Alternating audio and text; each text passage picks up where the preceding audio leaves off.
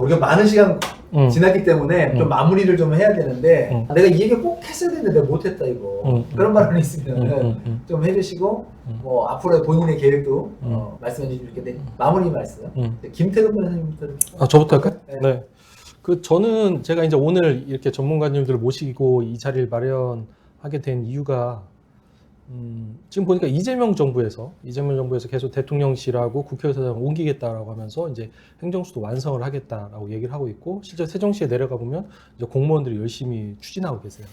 근데 이제 실제로 행정수도 가보니 대학도 부실하고 또 인구 대비 문화시설이 있다 보니까 놀 데가 없어요. 그러니까 세종시 공무원들 주말마다 재미없어서 죽겠다 이제 이러고 있거든요. 그래서 이거를 공무원들에게 맡기지 말고 그래도 대한민국 브레인들이 움직이는 자리인데 좀 시민사회에서 적극적으로 같이 논의를 하면 좋겠다. 뭐 예를 들어 한국의 대표적인 시민사회인 민변이나 참여연대 이런 얘기 전혀 안 해요. 서울 얘기만 하고 있는 거죠.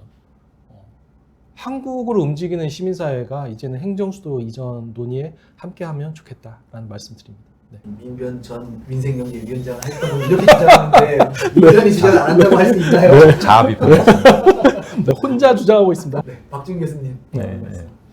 저는 그 지속 가능성 얘기를 한번 해보고 싶어요. 네. 지금 주택 가격 계속 올라가는 구조, 지금 계속해서 그 추세적으로 그렇잖아요. 서울이 계속해서 확장되고 고밀화되는 이게 과연 지속 가능한지 정말 진지하게 고민 좀 해보자는 거죠. 당장에 다음 달에 주택 가격 다음 주에 이게 아니고 다음 세대, 그러니까 우리 자식들하고 우리 손주들이 살만한 데인가를 곰곰하게 고민해봤으면 좋겠습니다. 그런 틀에서 우리가 이 균형 발전이라든지 그게 왜 필요한지, 아까 제가 처음부터 쭉 말씀드린 게 균형 발전이 왜 그런 의미에서 중요한지, 행정수도 완성이라는 게 그냥 정치적인 뭐 이런 거 다 떠나서 왜 그게 의미가 있는지, 어떤 효과를 낼 수 있는지를 고민해봐야 되고, 말씀하신 이제 재정이 필요하면 그럼 어디다가 그러면 어떤 돈을 끌어들여서 쓸 건지, 그럼 부동산 세금이 여러 가지 효과가 있다고 지금 말씀드렸는데, 그럼 그 세금은 어느 정도로 올리는 게 좋은지, 어느 방향에 가야 되는지, 그런 사회적 합의 과정이 좀 필요하다. 길게 보고. 그래서 저는 이제 떠올렸던 게 그 옛날에 이제 원전 정책할 때 공론화를 한번 했었습니다. 500명인지 몇백 명인지 국민 대표분들 딱 모셔가지고 정보도 계속 제공해드리고 토론 수기하고 또 양쪽 여러 가지 주장이 있을 수 있으니까 다 듣고 또 수기하고, 그 과정에서 이제 여론이 바뀌어가잖아요. 그래서 마지막에 합의안을 딱 내놓잖아요. 그런 정도의 이제 국민적인 어떤 공론화 과정을 거친 사회적 합의가 필요하다. 그러면 그 결과가 나오면 헌법에 그 개정하는 거라든지 그 법률을 따른다 한다 이런 거라든지, 그다음 부동산 세금을 어떻게 할 건지, 공공주택을 어떻게 공급할 건지 이런 거는 자연스럽게 따라갈 것 같아요. 근데 지금은 파편적으로 여기서 외치고 저기서 외치고 또 어떤 주장은 또 언론을 착 핥아가지고 부풀려서 전달이 되기도 하고 그런 상황 같아요. 근데 우리는 한 번도 이런 주제에 대해서 전체 국민들 의견을 들은 적은 없었던 것 같아요. 그래서 처음엔 생각이 다를 수도 있지만은 그분들이 대표분들이 뽑아져서 여러 가지 이제 수교 과정을 거쳐서 결론을 좀 사회적 방향에 대해서 앞으로 한 50년 동안 방향에 대해서 정해주시면 너무 좋을 것 같아요. 그럼 거기에 따라서 정부 정책은 그야말로 따라가면 되는 거고 훨씬 더 힘을 받을 것이고, 당장 뭐 다음에 선거 막 이런 거 할 게 아니고 진지하게 좀 고민할 때이다. 많이 늦었지만 지금은 그래도 제일 빠른 시점인 것 같아서 그게 필요하지 않을까 싶습니다. 이 말씀에 그 국회에서도 국민연금 관련해서 공론화, 있었죠. 시민 공론화 토론이 있었고 그렇기 때문에 아마 이제 요번 국회의장은 5월 말인가 임기가 끝나는데 새로운 국회의장 들어서면 요거를 좀 공론화 토론을 하자라고 제안해서 하는 거죠. 꼭 필요할 것 같습니다.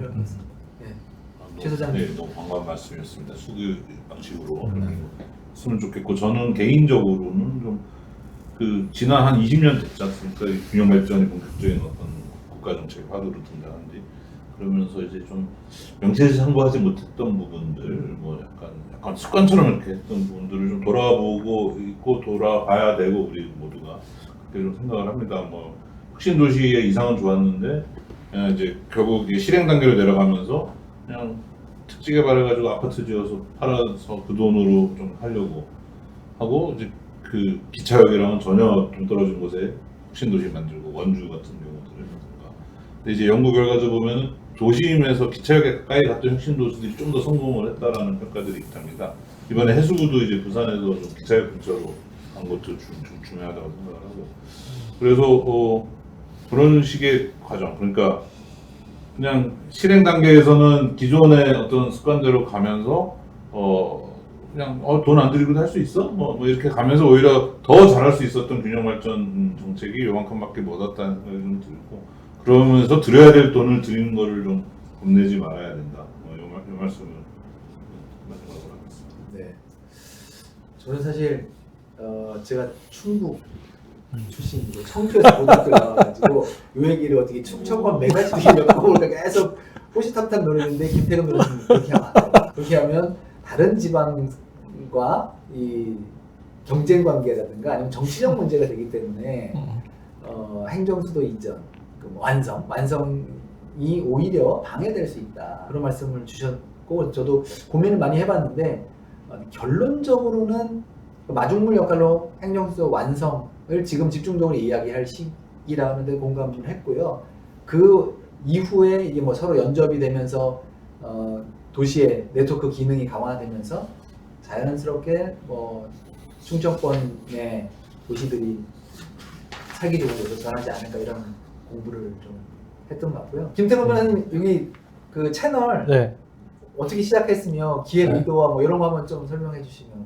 채널 갑자기 시간이 좀 우리도 구독자로 가입해야 된다. 좋아요 뭐 누르고. 네, 그 퇴근길 202명으로 늘어난 거. 퇴근길 김태근 변호사입니다. 그 제가 유튜브를 시작하게 된 이유는, 그리고 이제 오늘 이렇게 전문가님을 모시게 된 이유는 그 30년 전에 이제 극좌의 이념을 확인한 적이 있어요. 그리고 이제 30년 후에인 작년에 극우 신앙을 확인한 적이 있었습니다. 그래서 지금 현대의 가장 큰 문제는 극단주의라고 생각을 해요. 그런데 이거를 예를 들어 뭐 좌파는 좌파끼리 모이고 우파는 우파끼리 모이고 교회는 교회에서만 모이고 시민사회는 시민 단체끼리만 모이고 이렇게 해서는 한국 사회의 큰 문제를 해결할 수 없다라고 생각을 해서 이 유튜브를 시작했고요. 그리고 이 유튜브를 통해서는 서로 다른 다양하고 다채롭고 다각적인 입장을 조율하고 소통하고 뭔가 연대하고 협력하는 그런 유튜브를 만들어 볼 생각입니다. 네, 감사합니다. 저도 한 말씀. 저도 채널이 있는데 제 채널은 김남주 민생TV예요. 네. 이 채널을 만들었냐면 네. 작년에 윤석열 대통령 관저 앞에서 윤석열 체포 구속 1인 시위를 하면서 유튜브 방송을 생방송으로 틀어야 되기 때문에 제 계정을 하나 만들었던 거고요. 이제 그 활동을 하면서 느꼈던 점은 아까 말씀하신 것처럼 우리 사회 양극화가 극단주의가 너무 충돌한다 이런 생각이 들었는데 저는 이걸 해결하는 방법이 김태근 변호사님하고도 같으면서 다른 점이 대화도 되게 중요하다. 하지만 그 배경 속에 있는 경제적인 사회적인 양극화, 인생의 양극화 이 문제를 해결하지 않으면 대화로만 겉돌고 날카로운 충돌은 회피하기 어려울 것 같다. 그러면 그래서 이제 민생에 좀 집중해보자라는 생각이고 이 수도권 집중과 행정수도 이전 완성은 부동산 문제와 여러 가지 집중 양극화의 해소 방법이기 때문에 첫째 주제로 설정했던 것입니다. 네. 오늘 이렇게 마치도록 하겠고 너무 감사합니다. 네, 수고하셨습니다. 수고하셨습니다. 수고하셨습니다.